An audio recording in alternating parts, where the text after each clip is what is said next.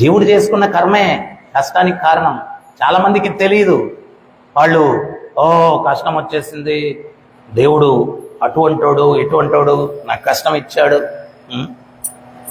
కర్మ చాలా సీరియస్, చాలా సీరియస్. ఒకసారి యదువంశవాసులందరూ కూడా బంతాట ఆడుతూ ఉన్నారు. బంతాట ఆడుతూ ఉంటే ఆ బంతి పోయి ఒక బావిలో పడిపోయింది. బావిలోకి పడిపోతే వాళ్ళు లోపల చూశారు, ఆ బావిలో నీళ్లు లేవు. దానిలో ఒక బల్లి ఒకటి తిరుగుతూ ఉంది నీళ్లు లేని బావిలో. వీళ్ళు దాని మీద కరుణ చెందారు. కరుణ చెంది వెళ్ళి కృష్ణుడికి చెప్పారు, స్వామి మేము బంతి ఆట ఆడుతుంటే బంతి ఒక బావిలో పడిపోయింది, నీళ్లు లేని బావి, ఒక బల్లి ఒకటి తిరుగుతూ ఉంది, దాంట్లో మీరేమన్నా కరుణ చూపించండి. భగవంతుడు వెళ్ళాడు, చెయ్యిటి చాచాడు. మనం బావి లోపల ఉన్నటువంటి బల్లిని పైకి తీయాలంటే ఏం చేయాలా? ఏదో చాంతాడో లేకపోతే నిచ్చినో వేసుకొని దిగాల. కానీ భగవంతుడు చెయ్యి ఎట్లా చాచిపాడు, అడుక్కి వెళ్ళిపోయింది చెయ్యి. ఆయన స్పర్శ తగిలిన తక్షణమే ఆ బల్లి ఒక దేవతా స్వరూపంలాగా మారిపోయాడు. మారిపోతే భగవంతుడు అడిగాడు, ఏంటి నీ వృత్తాంతం ఏంటి? స్వామి తమరికి తెలియంది ఏం లేదు, కానీ మీరు అడుగుతున్నారు కాబట్టి చెప్తూ ఉన్నాను. మీరు అడుగుతున్నారు కాబట్టి చెప్తూ ఉన్నాను. నా పూర్వజన్మలో నా పేరు నృగ మహారాజ్. నేను ఒకసారి దానాలు ఇస్తూ 1000 గోవులు ఒక బ్రాహ్మణుడికి దానం ఇచ్చాను.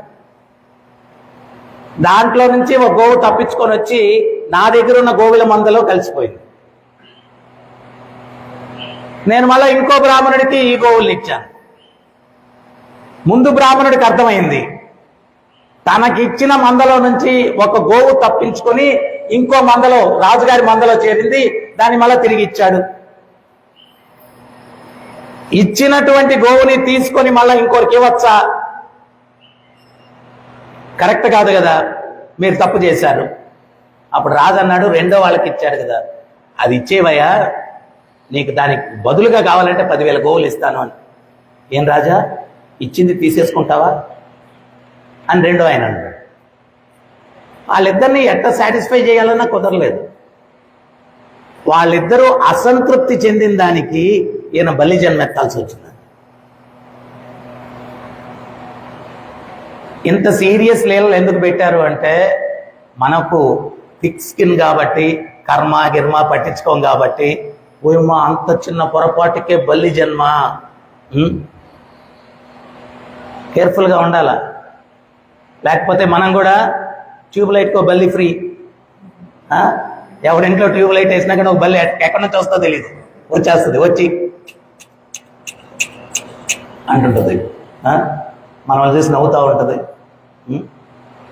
సో ఇవన్నీ ఎందుకు లీలలు జరిగాయి అంటే, తస్మాత్ జాగ్రత్త జాగ్రత్త, కర్మ అంత సామాన్యం కాదు, కేర్ఫుల్గా ఉండాలా. సో కష్టం అన్నటువంటిది భగవంతుడికి, ఆయనకేం ఉత్సాహం లేదు. ఏ తండ్రికి పిల్లల్ని కష్టపెట్టాలా అని అనుకోడు. భగవంతుడు అందరికీ అహం బీజ ప్రాదపిత, మనందరికీ తండ్రి. మరి కష్టం ఎందుకు అంటే, మనం చేసుకున్న కర్మను బట్టి కష్టం వస్తుంది. ఆ కష్టం లేనటువంటి ప్రదేశానికి రారా అని చెప్పడానికి భాగవతం వస్తుంది, భగవద్గీత వస్తుంది, గురువులు వస్తున్నారు, ఆచార్యులు వస్తున్నారు. మన వాళ్ళందరినీ కూడా ఈ దుఃఖం లేనటువంటి ప్రపంచానికి తీసుకుని వెళ్ళడం కోసం వాళ్ళు వస్తూ ఉన్నారు. ఒకసారి భగవంతుడు ఆయనే స్వయంగా వస్తాడు. కృష్ణావతారంలో వస్తాడు, రామావతారంలో వస్తాడు, నరసింహావతారంలో వస్తాడు. ఎందువల్ల?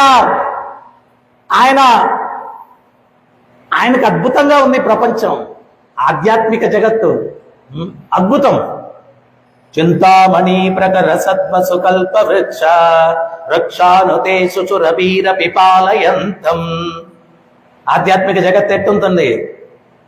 చింతామణి, చింతామణి ప్రతి అక్కడ మామూలు రాళ్ళు ఉండవు, ప్రతి రాయి చింతామణి. చింతామణి వజ్రం అంటే ఏంటి అంటే, అది డిజైర్ ఫుల్ఫిల్లింగ్ స్టోన్ అన్నమాట. ఆ రాయితోటి ఏ కోరిక కోరుకున్నా మీకు ఫలించేస్తుంది. కల్పవృక్ష, కల్పవృక్షం అంటే మీరు మన దొడ్లో మామిడి చెట్టు ఉంటే సీజన్లో పోయి మామిడి పండు అడగ కోరుకోవచ్చు, మళ్ళీ అన్ సీజన్లో రాదు, అది మామిడి పండే ఇస్తుంది. కానీ కల్పవృక్షం ఏంటి అంటే మామిడి పండులాగా చెట్టులాగా ఉన్న ఆ చెట్టు నుంచి మీరు పనస పండు కోరుకోవచ్చు, మామిడి పండు కోరుకోవచ్చు, సపోటా కోరుకోవచ్చు, అన్ని పండ్లు కోరుకోవచ్చు, తిరుపతి బాలాజీ లడ్డు కూడా కోరుకోవచ్చు. ఇది కల్పవృక్షం. బంగారు కూడా కోరుకోవచ్చు, కల్పవృక్షం. అందుకనే ఆధ్యాత్మిక జగత్తులో భగవంతుడు ఏ చెట్టు కింద మురళిని వాయిస్తూ ఉంటాడయ్యా అంటే కల్పవృక్షం కింద. అందుకనే బ్రహ్మోత్సవాలు జరిగినప్పుడు ఒకరోజు వాహనం ఏంటి అంటే కల్పవృక్ష వాహనం. ఆ వాహనంలో భగవంతుడిని ఊరేగిస్తారు. కల్పవృక్షం అది ఏమన్నా ఇస్తుంది. పచ్చిగా ఉన్నప్పుడు మ్యాంగో ఎట్లుంటుంది, టేస్ట్ ఎట్లుంటుంది? తీగా ఉంటుందా? ఎక్కడో చెప్పండి, నేను కూడా చూస్తాను.